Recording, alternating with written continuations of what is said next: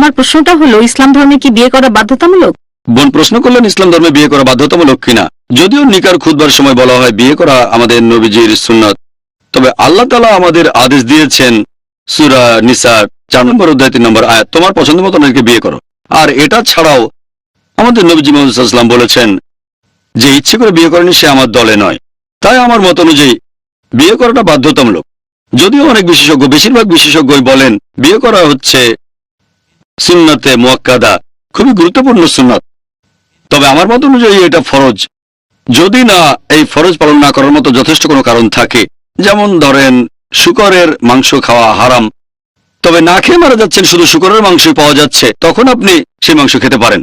তাই আমার মত অনুযায়ী স্বাভাবিক পরিস্থিতিতে বিয়ে করা ফরজ। এটা প্রত্যেক পুরুষ এবং প্রত্যেক নারীর দায়িত্ব। আর আমাদের নবী মুহাম্মদ সাল্লাল্লাহু আলাইহি ওয়াসাল্লাম বলেছেন, এই হাদিসটা আছে সহিহ বুখারীতে 7 নম্বর খণ্ড, বুক অব নিকা 3 নম্বর অধ্যায়ের 4 নম্বর হাদিস। আমাদের নবীজি বলেছেন, যুবকেরা তোমাদের মধ্যে যাদের সামর্থ্য আছে তারা বিয়ে করো।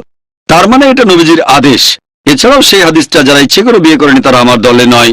এগুলোর উপর ভিত্তি করে আমি মনে করি বিয়ে করা ফরজ। এটা প্রত্যেক পুরুষ এবং মহিলার জন্য ফরজ। আশা করি উত্তরটা পেয়েছেন।